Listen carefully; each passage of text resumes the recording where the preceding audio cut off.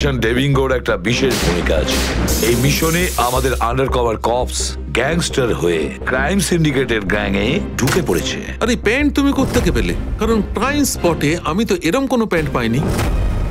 CID নিরাপরাধ অফিসার্সরা মারা পড়ছে, আর আপনার সাহায্যে আমরা তাদের বাঁচাতে পারি।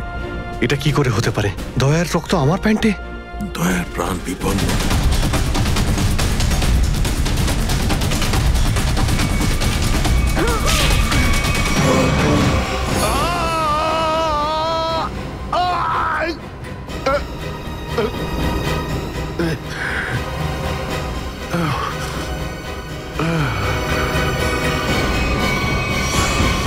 স্যার, শহরে যত টোল প্লাজা রয়েছে সব জায়গায় খোঁজ নিয়েছি, না তো এসিপি স্যারের খোঁজ পেয়েছি আর না তো দয়া স্যারের।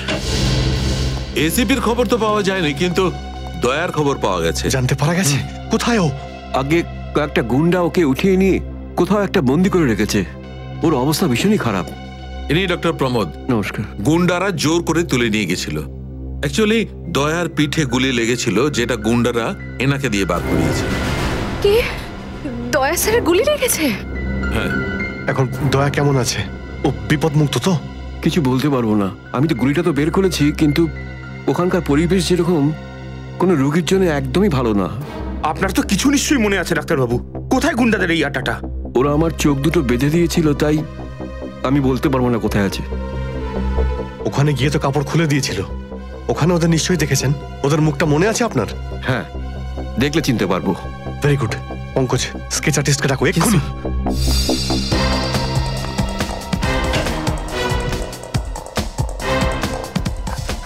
অভিজিৎ, ওই আমি তোমার সাথে। হাই স্যার, আপনি এখানে? হ্যাঁ, আমি এখানে। আচ্ছা সারিকা, পেন্টে যে রক্তটা লেগেছিল তার ডিএনএ রিপোর্টটা এসেছে? হ্যাঁ, এসেছে। সেটাই বলতে এসেছিলে না অভিজিৎ স্যারকে?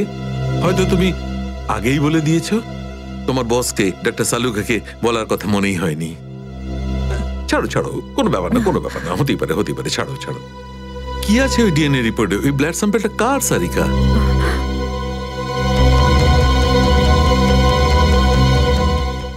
দয়া স্যারের। দয়ার? দয়ার? আচ্ছা, ওই প্যান্ট যার উপর এই রক্তটা লেগেছিল, ওই সেই প্যান্টটা কার?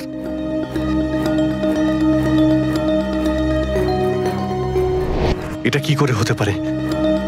দয়ার রক্ত আমার প্যান্টে? অভিজিতের।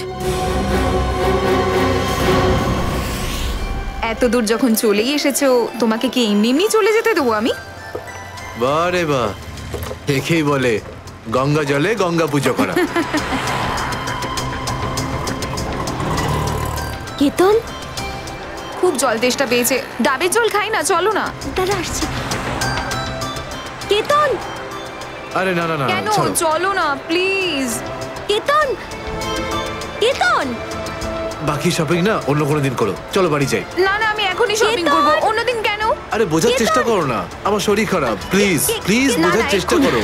আমি বলছি প্লিজ না, কথা এক্ষুনি। শোনো আমার। কেতন, কোথায় ছিলে তুমি কেতন? কে এটা? আমি কি করে জানবো? আমি চিনি না এনাকে। তুমি আমাকে চেনো না? নিজের সিমিকে চিনতে পারছো না কেতন? দেখুন দিদি, আপনি কিছু একটা ভুল করছেন। উনি কেতন নয়, উনি আমার স্বামী জয়। আমি আমার স্বামীকে চিনতে একটুও ভুল করিনি। এ আমার কেতনই। হয়তো আপনার স্বামীকেও ঠিক আমার মতনই দেখতে। আমার নাম তো জয়, জয় ধনকিশোর। এই দেখুন আমার ড্রাইভিং লাইসেন্স। তোমরা পুলিশরা এই ডুপ্লিকেট ড্রাইভিং লাইসেন্স ইজিলি বানাতে পারো, আমি সব জানি। কিন্তু তুমি এরকম কেন করছো? পুলিশ? দিদি, উনি উনি পুলিশে চাকরি করেন না, উনি তো একজন মার্কেটিং ম্যানেজার। ইনি মার্কেটিং ম্যানেজার নন, আমার স্বামী একজন পুলিশ অফিসার। 6 বছর আগে একটা ডিউটির জন্য গেছিল, আর আজ অবধি ফেরত আসেনি। 6 বছর আগে? হ্যাঁ। আপনাদের বিয়ে কবে হয়েছে? 5 বছর আগে। তুমি আমার উপর সন্দেহ করছো, তাও আবার একজন অপরিচিত মহিলার কথায়। চলো। কেতন, কেতন দাঁড়াও, কেতন।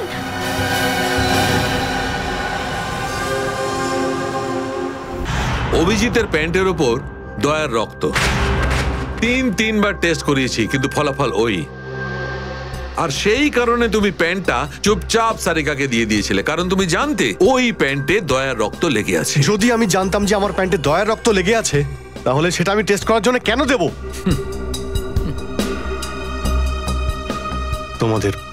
তোমাদের এটা মনে হচ্ছে না তো যে দয়ার এই অবস্থার জন্য আমি দায়ী? আচ্ছা ঠিক আছে, মেনে নিলাম।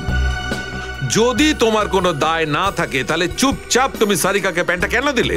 ওই প্যান্টটা তুমি ডাইরেক্ট আমাকেও দিতে পারতে। দিতে পারতাম স্যার, কিন্তু সব সময় আপনি আমার বিরুদ্ধে কথা বলেন। আমাকে ছোট করার কোনো সুযোগই আপনি ছাড়েন না। এই জন্য ওই প্যান্টটা আমি আপনাকে দিইনি। আর সেই কারণে সিনিয়র ইন্সপেক্টর অভিজিৎ, তুমি এটাও বলনি যে যখন দয়া আহত হয়েছিল তুমি নিজে সেখানে উপস্থিত ছিলে।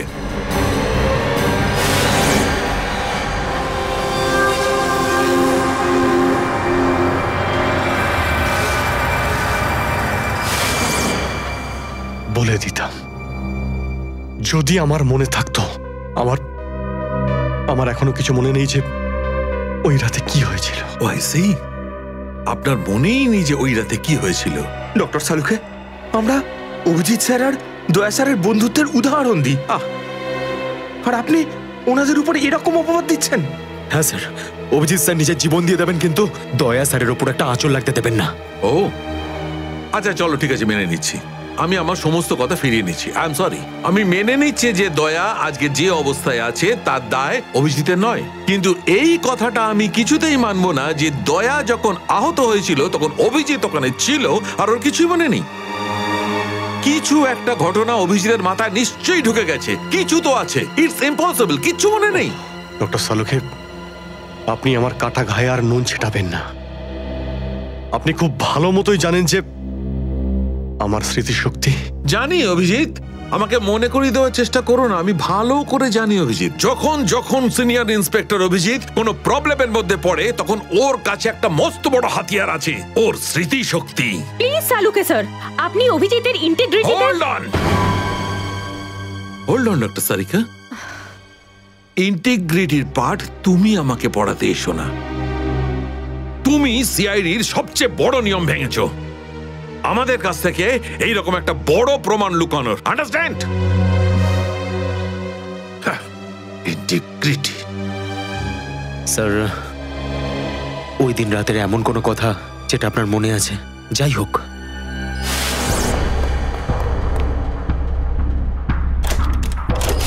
আমি তেজার পিছনে দৌড়াচ্ছিলাম। ও দৌড়ে গিয়ে গাড়িতে ওঠে, আর তারপর কেউ ওকে গুলি করে আর গাড়ির বাইরে ফেলে দেয়।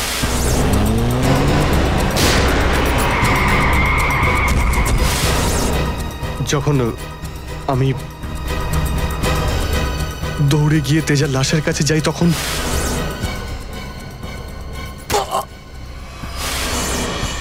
কেউ আমার ঘাড়ের কাছে কিছু একটা সূচের মতো। তারপর আমি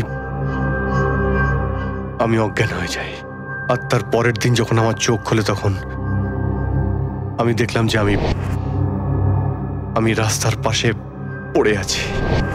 তার মধ্যে কি হয়েছে আমার কিচ্ছু মনে নেই। ঠিক আছে, কোনো ব্যাপার নয়। ওই রাতে এক্স্যাক্টলি কি হয়েছিল সেটা জানা যাবে এই গুলিটার মারফত। এটা সেই গুলিটা যেটা দয়ার পিঠ থেকে বার করেছিলেন ডক্টর প্রমোদ। আর এই গুলিটার ব্যালিস্টিক রিপোর্ট থেকেই বার করা যাবে যে আসলে এই গুলিটা কার বন্দুক থেকে ছোঁড়া হয়েছিল। Sarika, come with me. Doctor Pramod, এক মিনিট। আপনি স্কেচ বানাতে হেল্প করবেন, আর আমি আপনাকে কয়েকটা প্রশ্ন করতে চাই। হ্যাঁ, জিজ্ঞাসা করব। ডক্টর প্রমোদ, আপনাকে ওই গুন্ডারা কোথা থেকে কিডন্যাপ করেছিল? প্রতাপনগর থেকে। আর তারপর আপনার চোখে কাপড় বেঁধে দেয় আগে। ওর পরে গাড়িতে বসে ওদের আড্ডায় নিয়ে যায়। আড্ডায়? আচ্ছা, আড্ডাতে পৌঁছাতে আপনার কতক্ষণ লেগেছিল মনে আছে? 40-45 মিনিট। 40-45 মিনিট। এটা ঠিক কটার সময়? রাত তখন এই 10:30টার মতন। রাত 10:30টা? ওই সময় তো প্রতাপনগরে খুব একটা ট্রাফিক থাকে না, রাস্তা ফাঁকাও থাকে। শ্রেয়া, শহরের ম্যাপটা নিয়ে এসো, আর সেই সব জায়গা লিস্ট বানাও যেখানে প্রতাপনগর থেকে যেতে 45 মিনিট সময় লাগে। শ্রেয়া, কি হলো? শহরের ম্যাপটা নিয়ে এসো তাড়াতাড়ি। সরি স্যার, আমার শরীরটা ভালো লাগছে না, এক্সকিউজ মি।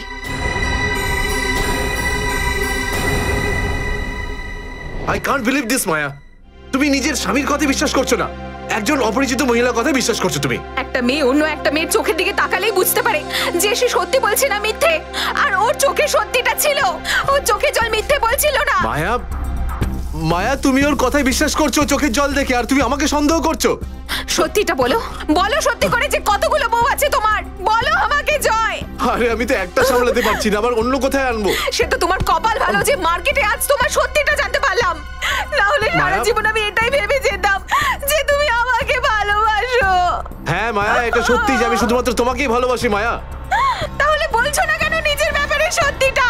নিজের অতীতের ব্যাপারে কেন বলো না আমাকে কিছু? মায়া, তুমি তো সব জানো আমার সম্পর্কে, যে আমার কেউ নেই কোনোদিন, আর তুমি ছাড়া আমার কে আছে বলো? আর তোমার কাজ?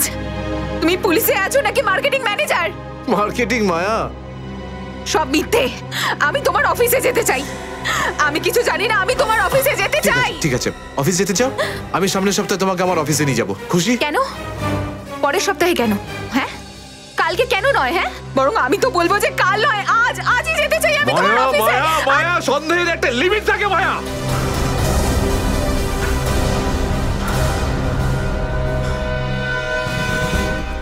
ঠিক আছে মায়া, আই এম সরি মায়া, আমি তোমাকে অফিসে নিয়ে যাবো।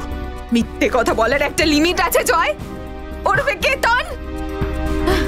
মায়া, যতক্ষণ না তুমি আমাকে সত্যিটা বলছো আমার সাথে কথা বলতে আসবে না তুমি। Maya listen to me Maya, please শোনো মায়া। মায়া, মায়া দরজা খোলো মায়া।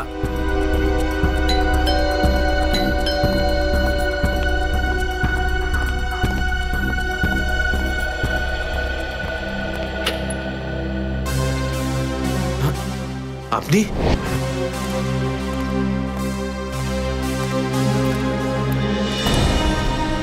কেতন, মিশনের কাজটা থামিয়ে দাও আর এই মুহূর্তে এখান থেকে চলে যাও। না স্যার, আমি এই মিশনের জন্য আমার জীবনে 6টা বছর দিয়েছি স্যার। স্যার প্লিজ স্যার, আপনি মিশনটা আটকাতে পারেন না স্যার, আমি এই মিশনটা কমপ্লিট করা খুব তুমি কাছাকাছি। বুঝতে পারছো না কেন কেতন? তোমার জীবন কতটা বিপন্ন তুমি জানো? আর তাছাড়া আমি অন্যান্য অফিসারদের এইভাবে মরে যেতে দেবো না। 4টের সময় গোলমা বাস স্ট্যান্ডে অপেক্ষা করবে, that's an order. Sir, sir please sir, sir please. Sir সব মিলিয়ে 4টে এমন জায়গা রয়েছে যেটা প্রতাপনগর থেকে 45 মিনিটের দূরত্বে রয়েছে। এটা হচ্ছে ভিকে রোড, যেখানে কল সেন্টার্স আর অফিসগুলো রয়েছে। এটা সেই জায়গাটা হতে পারে না। আর এই পশ্চিমে শ্যামনগর স্যার, এখানে বেশিরভাগ সব ফ্ল্যাট স্যার। ডক্টর প্রমোদ, আপনার ঠিক মনে আছে যেখানে আপনাকে নিয়ে গেছিল সেই জায়গাটা বাংলো বা ফ্ল্যাট ছিল না? হ্যাঁ, পুরনো কোনো এলাকায়। এখন তাহলে বাকি রইল সাউথ আর ইস্ট। এই সাউথের দিকে চিত্রকূটনগর আর ইস্টে বিদ্যাধরনগর।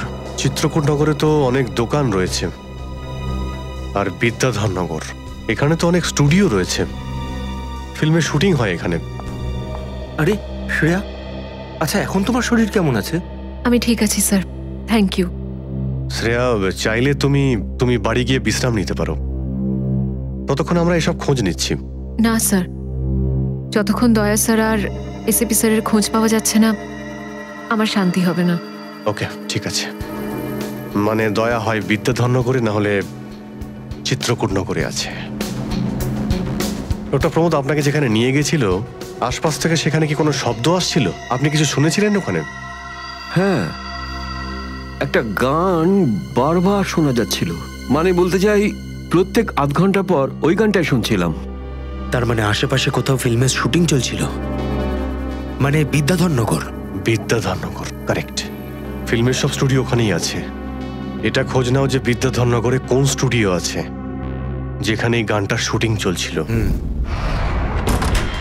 দেখো রে নয়ন মেলে জগতের বাহার, জগৎ মতের বাহার। ওটো টো টো টো, সকাল হয়ে গেছে, স্কুল যাওয়ার সময় হয়ে গেছে। ভালো বাবু, সোনা বাবু, ওঠো। কারা তোমরা? সিআইডি দের শত্রু আর অপরাধীদের বন্ধু। দেখো দেখো দেখো দেখো দেখো দেখো কেমন করে ছটফট করছে, দেখো খাঁচায় বন্দি সিংহের মতন ছটফট ছটফট ছটফট ছটফট। একবার শুধু শেকলটা খুলে দে, তারপর দেখ তোদের কি অবস্থা করি। না না না না না, আমরা কি মরতে চাই নাকি যে তোমার হাত খুলে দেবো? আরে আমরা তো শুধু এটা বলতে এসেছিলাম যে তোমার সাথে সাথে তোমার পুরো সিআইডি টিমের এবার সর্বনাশ হতে চলেছে। সর্বনাশ। অনেক দেখেছি তোদের মতন সিআইডির সর্বনাশ করার লোক। আজ তারা কোথায় আছে কেউ সেটা জানে না। তুমি আমাদের এতটা বোকা আর দুর্বল ভাবতে যেও না, কারণ আমাদের বস এত চালাক, এতটাই চালাক যে সিআইডির ছায়াও ওর কাছে পৌঁছাতে পারবে না। আমার কথা শোন, গিয়ে তোর বসকে বলে দে কাউন্ট ডাউন শুরু করে দেয় যেন ও বাঁচবে না আর, বাঁচবে না আরো। কি ব্যাপার তোমাদের ভাই, তোমাদের এই সিআইডি অফিসারদের এই ব্যাপারটা আমার দারুণ ভালো লাগে। মৃত্যুর মুখে বসেও ডায়লগ মারতে ছাড়ো না তোমরা। দয়া, তোমার সঙ্গে দেখা করে খুব ভালো লাগলো। Good bye.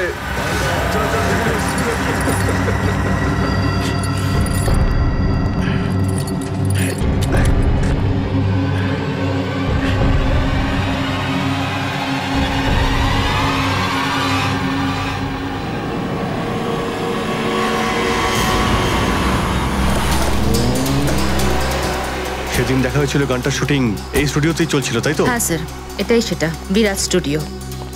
দয়াকে এখানেই হয়তো কোথাও রেখেছে।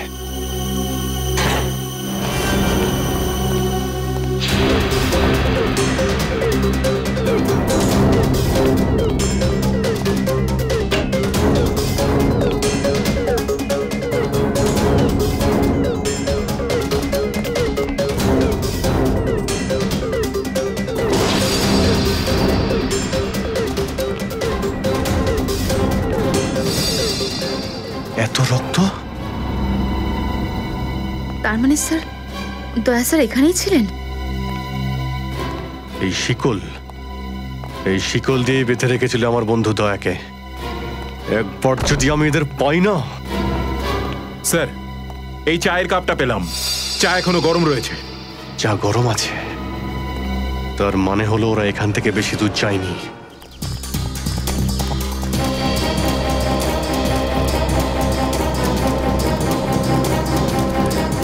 স্যার, মনে হচ্ছে এখানে কিছু হয়েছে।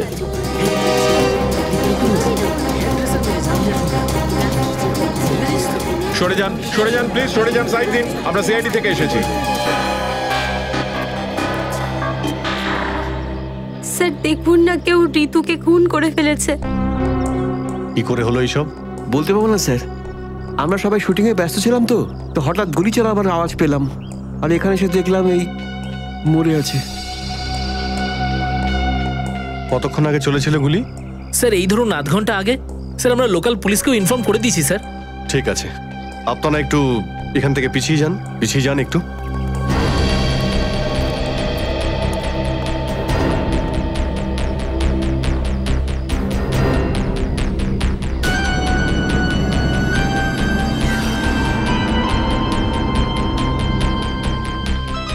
গুলি বেরিয়ে গেছে মাথা থেকে।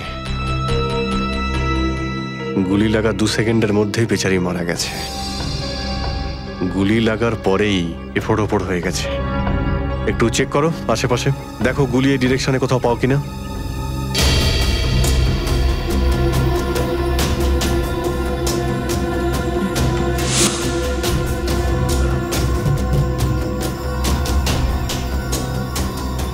এই বিচারি এইভাবে এখানে বসেছিল, পিছন থেকে কেউ গুলি করলো আর এইভাবে উল্টে পড়ে যায়। আর এই আঘাত, এটা আবার কি ব্যাপার?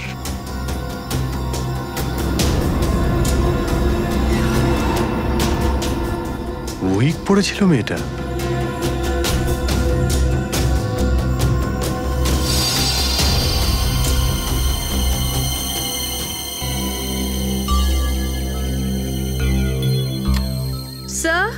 হ্যাঁ পুরবি, গুলি পেয়ে গেছি। রাইফেলের গুলি মনে হচ্ছে। রেখে দাও এটাকে। আচ্ছা, কি উইক পড়তো? একদমই না স্যার, ও আসলে আমার হেয়ার ড্রেসার ছিল, আর আমার উইগস আর সবকিছু ওই রাখতো। যে উইগটা ও পরেছে না, সেটা আমার নেক্সট সিনের জন্য লাগতো। ঋতু আপনার উইক পড়েছিল? হ্যাঁ স্যার। সুশান্ত, বুঝতে পারলে? যখন ঋতুকে গুলি করা হয় তখন খুনি ওর মুখটা দেখেনি, গুলি পিছন থেকে চালিয়েছিল। আর যখন ঋতুর গুলিটা লেগেছিল তখন ও ওনার উইক পড়েছিল। মানে গুলিতে ঋতুর নয়, আপনার নাম লেখা ছিল। কি? হ্যাঁ, আপনাকে কেউ মারতে চায়। এই দেখো, 0.33 ক্যালিবারের বুলেট এটা, যেটা দিয়ে ঋতুকে মারা হয়েছে, যেটা শুধুমাত্র স্নাইপার রাইফেল দিয়েই ছোঁড়া যায়। তাহলে সালুখে স্যার, এই ওর মাথাতে দুটো লাল রঙের চিহ্ন কিসে? এই লাল চিহ্ন দুটো এন্ট্রি আর এক্সিট উন্ড। ঋতুর মাথার মধ্যে গুলি এই দিক দিয়ে ঢুকেছে আর এইখান দিয়ে বেরিয়ে গেছে। এই এক্সিট বোন এন্ট্রি বোন থেকে প্রায় হাফ ইঞ্চি নিচে, মানে গুলি উপর থেকে নিচে চালানো হয়েছিল। আগে হ্যাঁ, গুলিটা ঋতুর মাথায় এইখান দিয়ে ঢুকেছিল আর এইখান দিয়ে বেরিয়ে এসে সোজা ভ্যানিটি ভ্যানের ফুটবোর্ডে এসে আটকে গেছে। আর আমাদের ক্যালকুলেশনের হিসেবে গুলিটা চালানো হয়েছে এদিক থেকে, এইভাবে। গুলিটা প্রায় 2-3 তলার ওপর থেকে ছোঁড়া হয়েছে। অনেক কিছু জানতে পেরে গেছেন স্যার আপনি। হ্যাঁ, ঋতুর কেসে তো আমি অনেকটাই জানতে পেরে গেছি।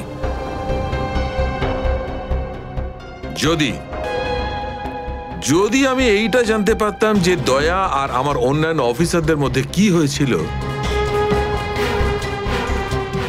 কিন্তু আফসোস, যে লোকটি এই কথাটা বলতে পারতো সে বলতেই চাইছে না। আপনি কি বলতে চাইছেন যে আমি কি বলছি না?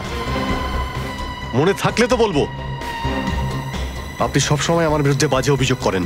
না অভিজিৎ, সালুকে কারোর ওপর কখনো বাজে অভিযোগ করে না। ডক্টর সালুকে প্লিজ, আপনি কি please? Please sir, Saluke sir please. আমরা কি এখন শুধুমাত্র ঋতুর কেসটা নিয়ে কথা বলতে পারি? ঋতুর কেসে আমি যতটা জানতে পেরেছি আমি সবটাই বলে দিয়েছি। ব্যাস, এখন আমার অপেক্ষা শুধুমাত্র একটা প্রমাণের জন্য, যা দিয়ে আমি জানতে পারবো দয়ার সঙ্গে কি ঘটেছিল। That's it. দেখলে, এই জন্য আমি তোমাকে বলেছিলাম যে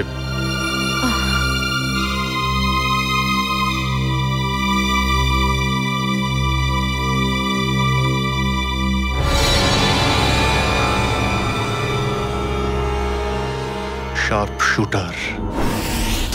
স্যার, আমি বলছি না, শেষ এক সপ্তাহ এখানে কোনো শুটিং হয়নি, তাই এখানে কারো আসার প্রশ্নই ওঠে না। মানে গত এক সপ্তাহ ধরে তুমি ছাড়া এই স্টুডিওতে আর কেউ আসেনি? আগে না স্যার। তার মানে গুলি তুমি চালিয়েছো? আমি গুলি কি করে চালাবো? আমার তো দীপাবলির বাজিতেও ভয় লাগে। তাহলে ভালো করে ভেবে উত্তর দাও। কেউ না কেউ তো গিয়েছিল সেকেন্ড ফ্লোরে। হ্যাঁ স্যার, একজন প্লাম্বার এসেছিল ওই পাইপ ঠিক করতে। সেকেন্ড ফ্লোরে? হ্যাঁ স্যার। নিয়ে চলো সেখানে, চলো।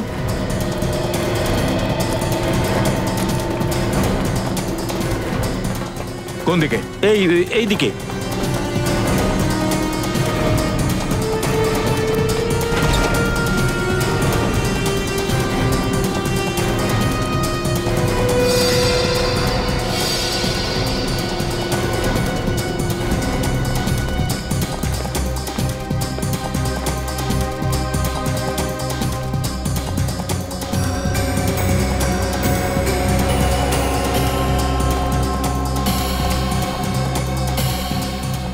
এখান থেকে। ঋতু ওখানে ছিল আর শার্প শুটার গুলি সম্ভবত এখান থেকেই চালিয়েছে।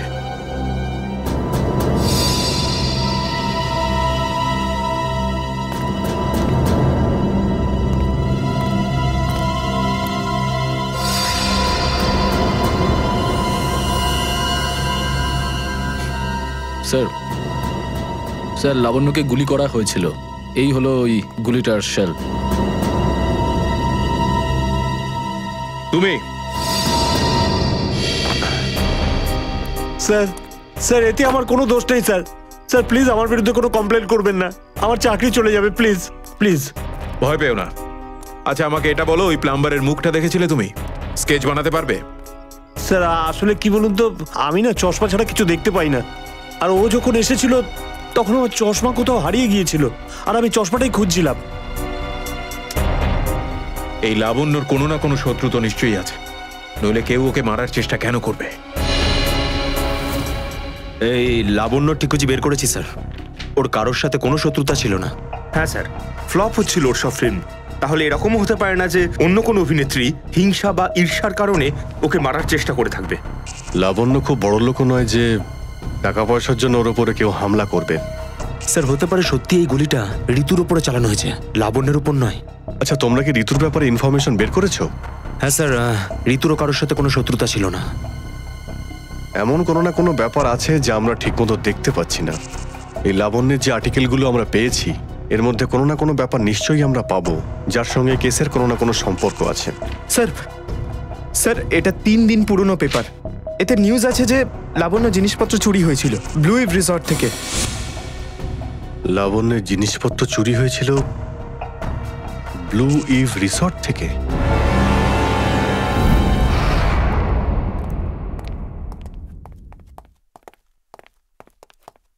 এটাই রুম স্যার।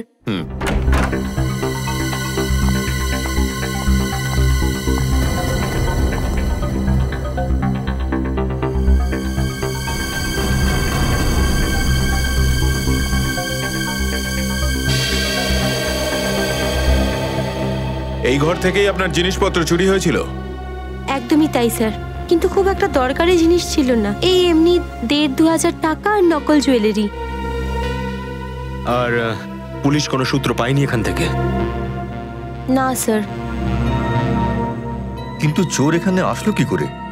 জানলা দিয়ে, এসির জায়গা দিয়ে নাকি? স্যার দরজা থেকে এসেছিল। পুলিশের কথা অনুযায়ী ও চাবির ব্যবহার করেছিল ঘরটা খুলতে। আর এই ঘরের চাবিটা কার কার কাছে ছিল? একটা আমার কাছে আর একটা এদের কাছে। ও মানে হোটেলের কোনো ভেতরের লোকের কাজও হতে পারে। ম্যাডাম আপনি এসব কি বলছেন? 15 বছর পুরনো আমাদের হোটেল, আমরা খুব সৎভাবে কাজ করে এখানে গুডউইল বানিয়েছি, আর আমাদের হোটেলের কোনো লোক এটা করতে পারে না। হয় এই কাজটা কোনো হোটেলের ভেতরের লোকই করেছে, অথবা কোনো বাইরের লোক এই চাবি চুরি করে চাবির ডুপ্লিকেট বানিয়ে নিয়েছে। আর এই দুটো সিচুয়েশনেই তোমাদের হোটেল দায়ী, বুঝলে কিছু? ছেড়ে দিন না স্যার, এই ছোটখাটো চুরির জন্য কেন ওদের ডিস্টার্ব করছেন? লাবণ্য দেবী, এই জিজ্ঞাসাবাদ আমরা আপনার জিনিসপত্রের জন্য করছি না, বরং এটা তাকে ধরার জন্য করছি যে আপনাকে মারতে চাইছে। কারণ আমাদের মনে হয় যে এই চুরির সম্পর্কের সাথে আপনার উপর প্রাণঘাতী হামলার সাথে থেকে থাকতে পারে। সেই কারণে একটু ঠিক করে মনে করে বলুন, আর কোনো বিশেষ জিনিস বা কোনো দামি জিনিস যেটা চুরি হয়েছে? হ্যাঁ, আমার তো না, কিন্তু আমার হেয়ার ড্রেসার ঋতুর জিনিস চুরি হয়েছিল। আর তারপর ওর হঠাৎ করে মুড অফ হয়ে গেছিল আর ও খুব কাঁদছিল। এমন কি জিনিস চুরি হয়েছিল ওর? একটা অদ্ভুত শোপিস ছিল। শোপিস?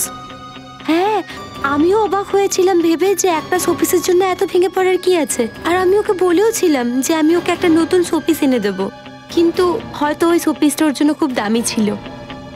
খুব দামি শোপিস ছিল? না না, ওই ট্রিপোলিয়াম বাজারে যে চাইনিজ শোপিসের দোকানগুলো আছে না, সেখান থেকেই নিয়েছিল। ওই হবে 700-800 টাকার মতো। ত্রিপোলিয়া বাজারে চাইনিজ জিনিসপত্রের দোকান?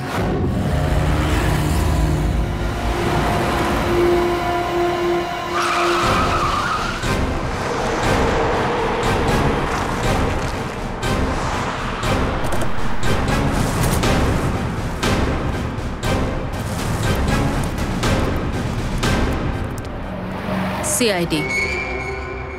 সিআইডি? একটা খুনের ব্যাপারে আপনার থেকে কিছু জানতে চাই। খুন? কার খুন হলো আবার? এর নাম ঋতু, ফিল্ম ইন্ডাস্ট্রিতে হেয়ার ড্রেসারের কাজ করে। কিছু মনে পড়লো? আমি তো একে কোনোদিন দেখিনি। গত শনিবারে আপনার দোকানে এসেছিল, ও একটা মূর্তি কিনেছিল, এই অনেকটা এরকম ছিল। শনিবার তো আমি ছুটিতে ছিলাম। হ্যাঁ, সুশান্ত দোকানটা দেখছিল। কি সুশান্ত? তুমি দেখেছো মেয়েটাকে? হতে পারে এখানে এসেছিলেন। শনিবারের দিনটা খুব বিজি দিন থাকে, অনেক লোক আসে। কিছু মনে পড়ছে না। আচ্ছা, আমাকে এই মূর্তিটা দেখাও তো। ওই মূর্তিটাও।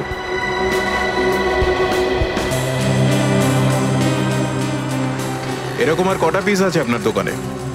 এই 15-20টা হবে। কি সুশান্ত? হ্যাঁ,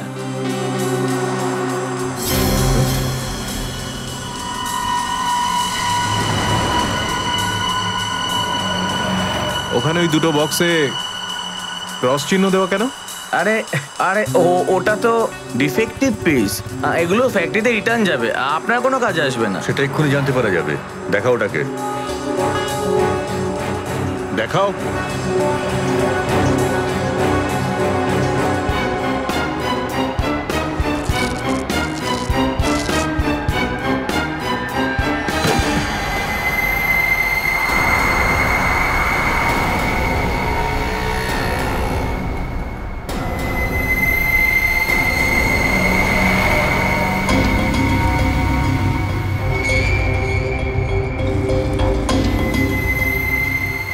তো এসব ড্রাগসের ব্যাপার।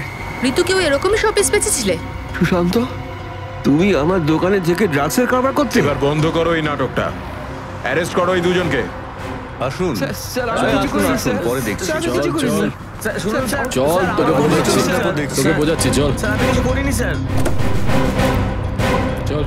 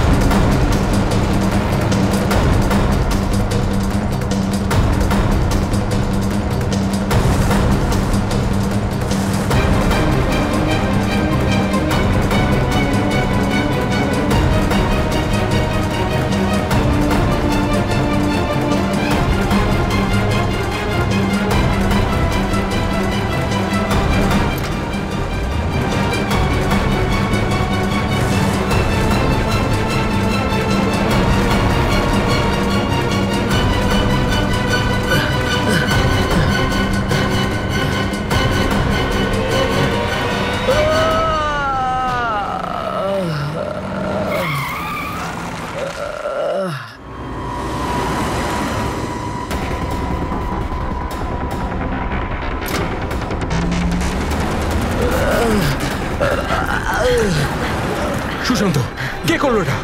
বলো সুশান্ত, উত্তর দাও। হ্যাঁ বলো, বলো সুশান্ত, কে করলো এটা? সুশান্ত,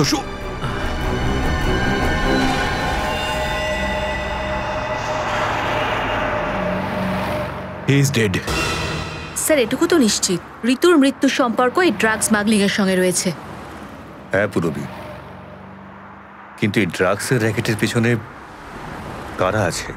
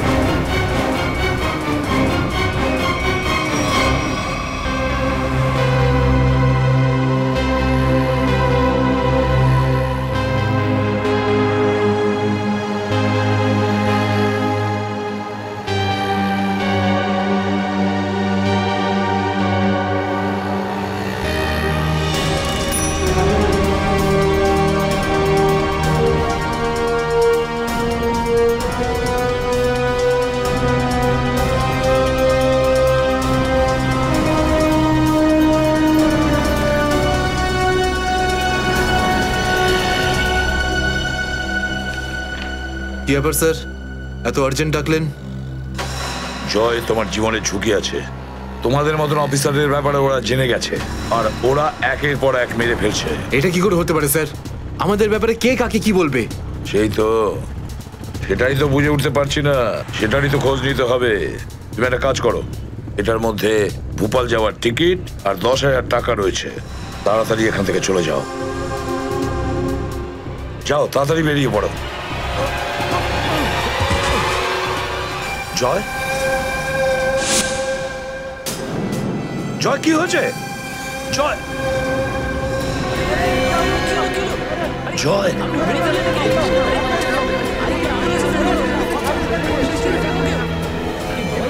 মাই গড।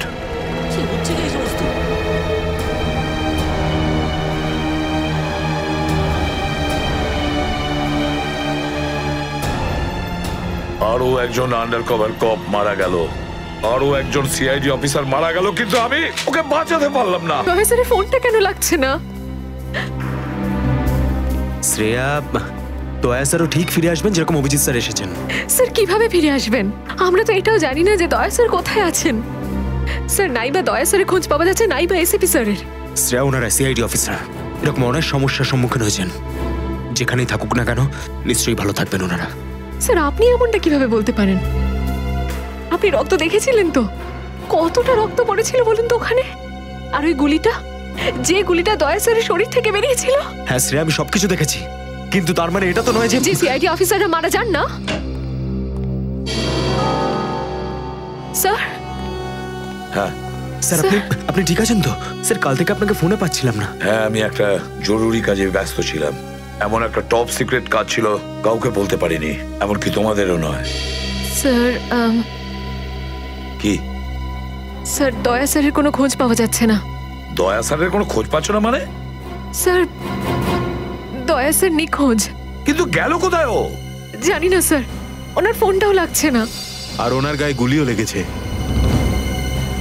দয়ার গায়ে গুলি লেগেছে? এক মিনিট, এই ব্যাপারটা তোমরা জানলে কি করে? স্যার, সালুকে স্যার বলছিলেন যে দয়া স্যারের বডি থেকে একটা ডক্টর গুলি বের করেছেন আর চুপ করে নিয়ে এসে ওনাকে দিয়েছেন। দয়ার বডি থেকে গুলি বের করে সেটা সালুকে পাঠানো হয়েছে? অভিজিৎ, অভিজিৎ কোথায়? স্যার, অভিজিৎ স্যারও নিখোঁজ ছিলেন, 3 ঘন্টা আগেই ফিরে এসেছেন। আর তার থেকে বড় কথা স্যার, অভিজিৎ স্যারের প্যান্টে দয়া স্যারের রক্ত লেগেছিল। অভিজিৎ নিখোঁজ? 3 ঘন্টা আগে ও ফিরে এসেছিল, আর ওর প্যান্টের ওপর দয়ার রক্ত লেগে আছে?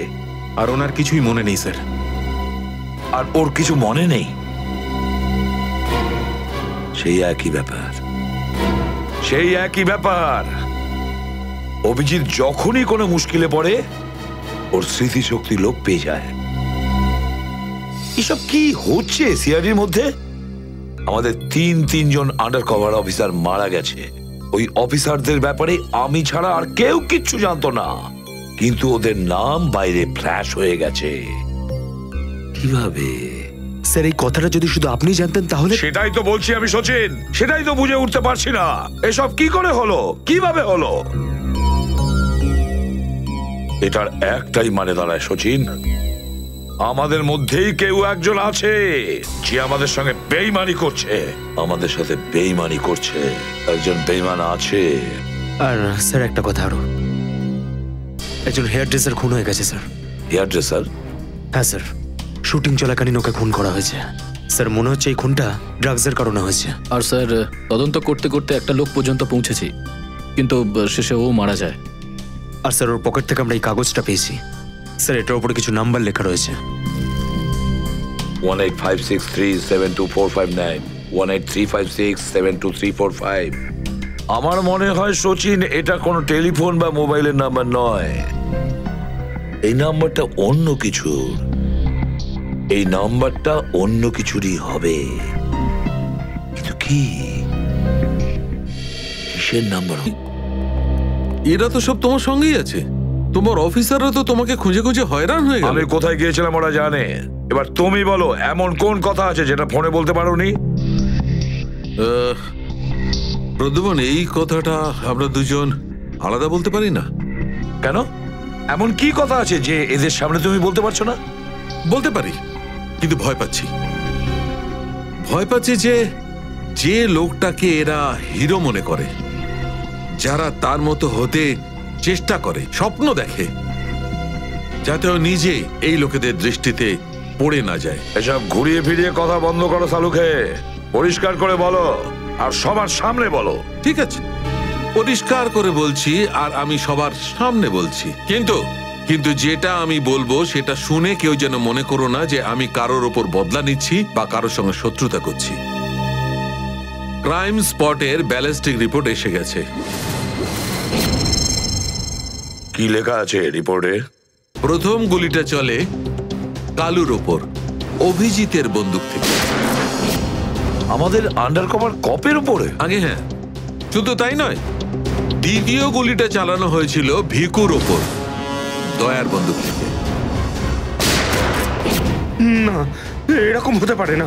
অভিজিৎ স্যার আর দয়া স্যার ভিকু আর কালুকে এইভাবে চেয়ারে বেঁধে রেখে গুলি চালাতে পারে না স্যার। ফ্রেডে, ব্যালিস্টিক রিপোর্ট কখনো মিথ্যে কথা বলে না। আর সবচেয়ে ইম্পর্টেন্ট রিপোর্ট, সেই রিপোর্ট যার জন্য এদের সবাইকে বাইরে যেতে বলেছিলাম। অভিজিতের ফোন। অভিজিৎ, কোথায় তুমি? এখন এই মুহূর্তে ফরেনসিক ল্যাবে তুমি চলে এসো। ফরেনসিক ল্যাবে? কেন স্যার, কি হয়েছে? অভিজিৎ, তুমি কাল্লুকে গুলি চালিয়েছো? কাল্লুকে গুলি আমি? আর স্যার, ওকে আমি কেন গুলি করতে যাব? অভিজিৎ, তুমি এই মুহূর্তে ফরেনসিক ল্যাবে চলে এসো, and that's an order. Sir, এই কথাটা শুনে আপনি যতটা অবাক হয়েছেন ততটা আমিও অবাক হয়েছি। আর যতক্ষণ আমি এটা না জানছি যে ওই রাতে কি হয়েছিল, আমি আসবো না। তাহলে কি তুমি আমার বিরুদ্ধে যাবে? স্যার, আমি আপনার বিরুদ্ধে যাচ্ছি না স্যার, আমি সেটাই করছি যেটা আপনি আমাদের শিখিয়েছিলেন, সিআইডির ডিউটি স্যার। অভিজিৎ, ও না করে দিল। আপনার অনেস্ট, ব্রিলিয়েন্ট, ইন্টেলিজেন্ট অফিসার আপনার অর্ডার ক্যারি আউট করতে না করে দিল এসিপি সাহেব। আমি জানতাম প্রদ্যুম্ন, এই অভিজিৎ একদিন না একদিন পুরো সিআইডি টিমের জন্য সেই মাছি প্রমাণিত হবে যে সমস্ত পুকুরটাকে নষ্ট করে দেয়। এই অভিজিতের কারণে আমাদের পুরো সিআইডি টিমের বদনাম হয়ে যাচ্ছে। কলঙ্ক একটা। এই অভিজিৎ সিআইডি টিমের একটা বড় বোঝা, একটা কলঙ্ক। অনেক হয়েছে স্যার, বন্ধ করুন এসব। আর কি উল্টোপাল্টা বলবেন ওর নামে? আমি বন্ধ করব? আমি তো বন্ধ করে দেবো সারিকা, কিন্তু এই রিপোর্ট, এইটার কি করবে? এইটা চুপ করে থাকবে না সারিকা, এইটা সত্যি কথা বলবে বস। জানো এই রিপোর্টে কি আছে? কি আছে ওই রিপোর্টে? দয়ার উপর গুলি কে চালিয়েছে, কে মেরেছে সালুকে, কে করেছে গুলিটা?